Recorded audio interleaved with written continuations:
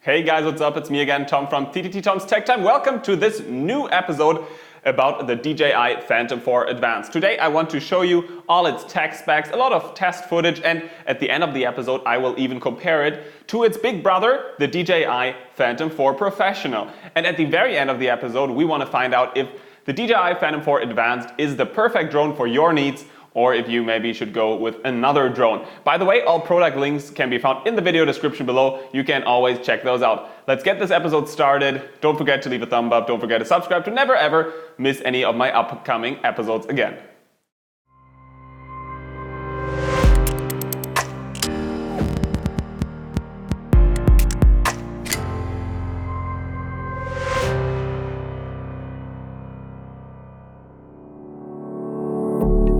As always, we want to start by taking a look at the highlights. Read from the box only, as we will be taking them to the test later on.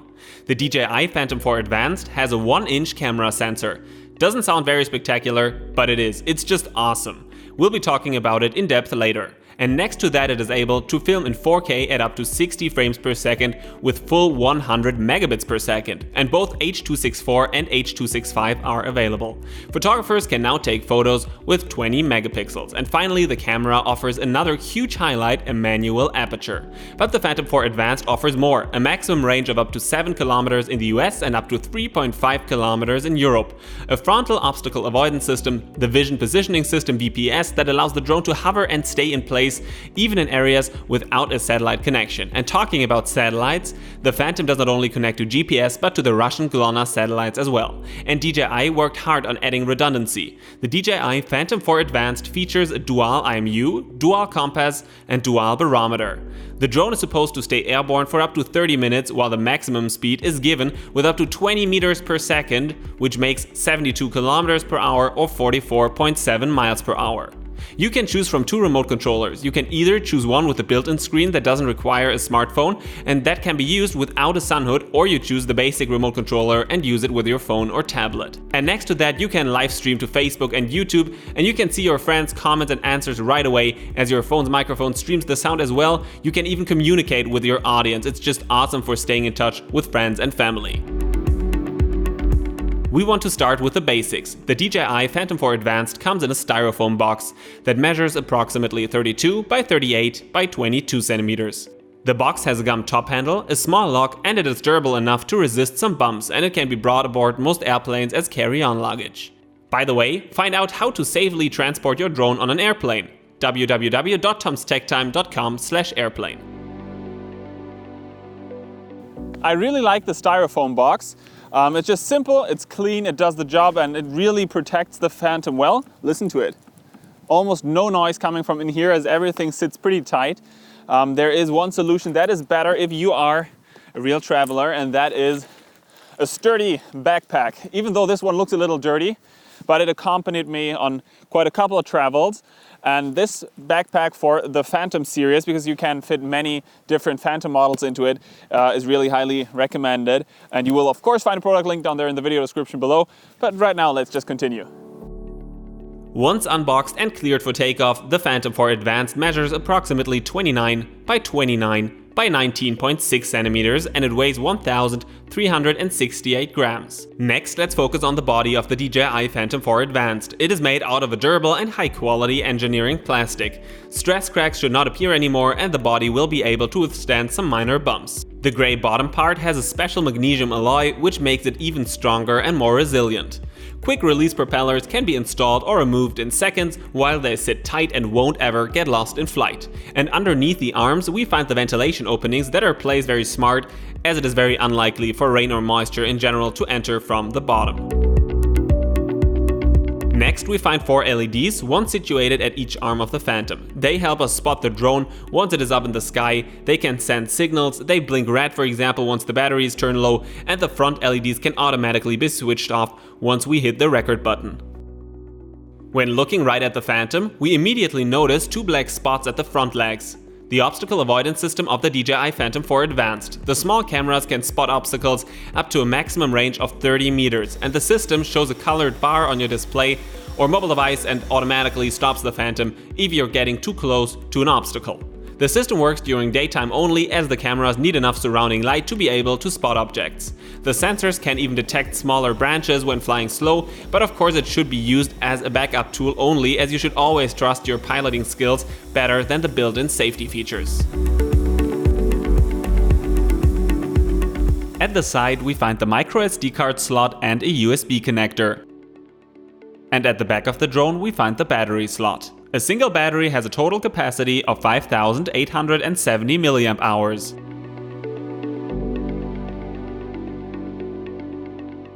4 LEDs display the current power level.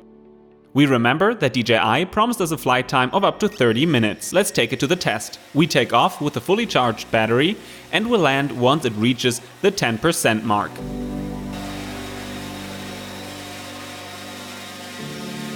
Isn't the DJI Phantom 4 Advanced incredibly stable in air? It had no GPS signal but was using the downward sensors VPS only to keep its altitude and position.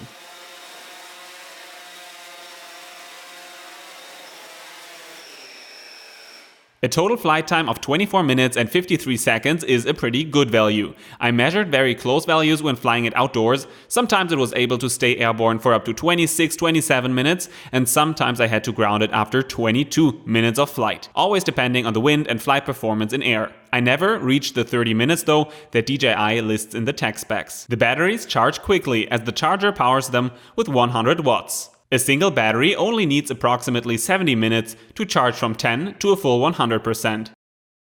The batteries are very safe, and they have plenty intelligent features installed that allow precise control on the ground and in flight. You can see the leftover capacity in percentages or volts, and the leftover flight time depending on how far you are away from the takeoff position, displayed in minutes and seconds always. You find many important other settings, as for example the self-discharging time that you can even set up manually, and several more.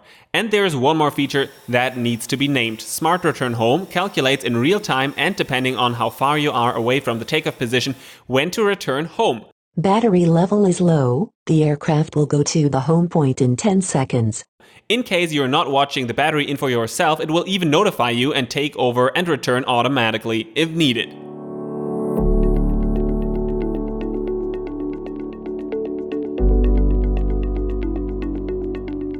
Let's right now focus on the remote controllers. Again, the maximum distance you can fly in America is approximately 7 kilometers, while in Europe you are limited to only about 3.5 kilometers. I will give you an overview of the standard remote controller without the inbuilt monitor, but if you are interested in the version with the inbuilt monitor, there is a comparison of these two remote controllers. You can find the link in the video description below.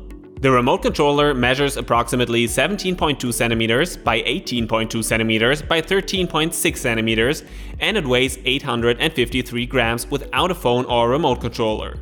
The battery of the remote controller is a very strong 2-cells LiPo with 6,000 mAh, meaning that you can fit more power into the remote controller than into a flight battery. The DJI Phantom 4 Advanced operates on the 2.4 GHz frequency only. It cannot communicate on the 5.8 GHz frequency as its bigger brother, the DJI Phantom 4 Pro. That's a difference you should be aware of. You can either use a smartphone or a tablet with a maximum height of 16.6 centimeters.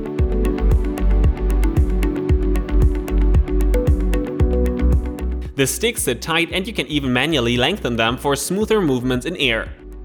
Next, we find a power and a return to home button that you can always press, even if there is no video feed. At the back we find two freely adjustable antennas, a mode switch for P mode, positioning mode, the normal filming and flying mode, S mode, sport mode, and A mode, ATTI mode, a free flight mode. There is, by the way, a tutorial of mine that explains the ATTI mode. You can find the link in the video description below. And next to that we find a rec button and the gimbal tilt wheel. On the right hand side we find the photo and some playback buttons and wheels. At the bottom we find the Z1 and Z2 buttons that can be manually set up in the app later. Next we find a module with two USB ports, and you can separately purchase a module that includes an HDMI out port if you want to attach a monitor, for example. Again, a link can be found in the video description below. Before we finally talk about the camera, let me show you the maximum speeds. I flew the same distance and route at full speed in 3 different modes. First I flew it in P, positioning mode with obstacle avoidance enabled. After that again in P mode without obstacle avoidance, and finally I flew the very same route in sport mode. The drone keeps its promises and delivers, let's just say, quite fast results. I can assure you that you will love the sports mode. The drone is incredibly fast, incredibly responsive, and you can really go for some incredibly advanced maneuvers in flight. Even though you should know that the obstacle avoidance system is disabled, and you need to know that the drone is a lot faster, which means that coming to a rest, coming to stop once you let go of the remote controller takes a while. Even though it's okay, the braking distance is not too long, but you should basically keep that in mind and not fly right next to a housing or a tree or a person or something like that. And there's one final thing that I want you to know, and that is once you lean the drone forwards in sports mode, the propellers will really show up in the footage, meaning that you cannot really use this mode for filmmaking. But actually, for filmmaking, you are of course going to fly slower. That is what you usually do. And if you're not that familiar with aerial cinematography but want to get in depth, check out the link in the video description below that leads you to my drone film school. Welcome to the all-new Tom's Tech Time website.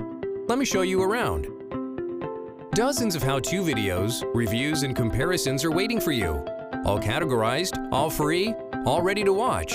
At tomstechtime.com, you're only one click away from our highly viewed segment, the Drone Film School. There you can find video lessons, buyer's guides, and many filmmaking templates. Don't own a drone yet? Click the Deals page and find the hottest offers on the web.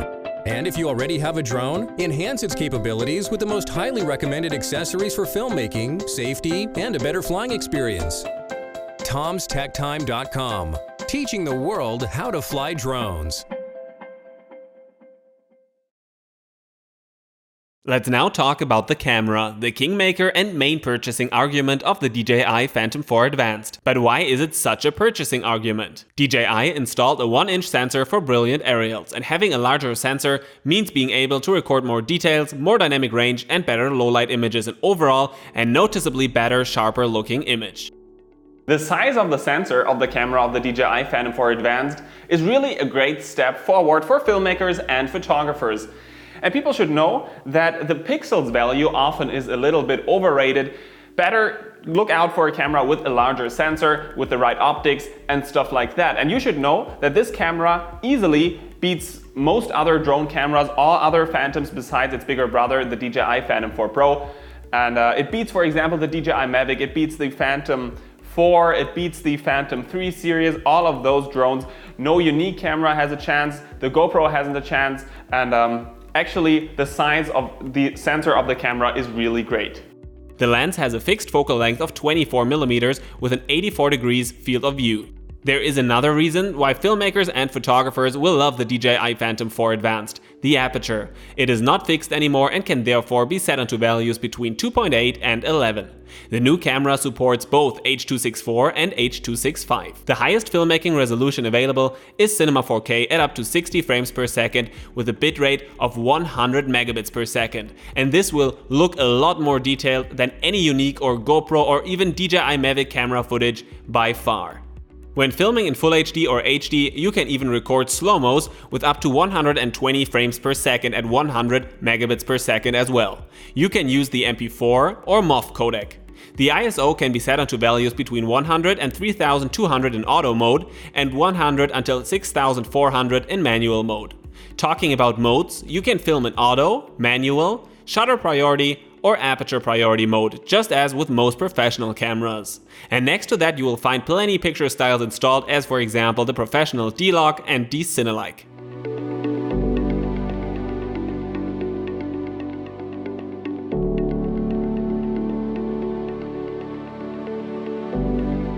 Let's as well cover the most important photography specs. Photos can be taken with 20 megapixels. There are 3 different aspect ratios you can choose from.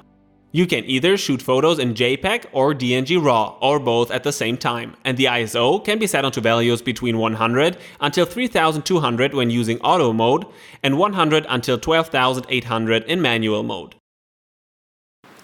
Welcome to my former hometown, Wiesbaden. I am standing at the Kurhaus, actually a pretty beautiful looking location. And this location is today going to be our location for the camera test of the DJI Phantom 4 Advanced.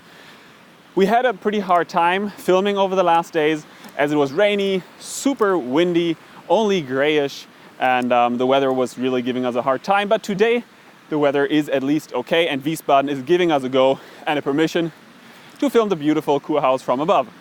Right now, enjoy the test clip, and next to that you can download the original files at tomstechtime.com/drone footage, and then you can start messing around with them in your own editor.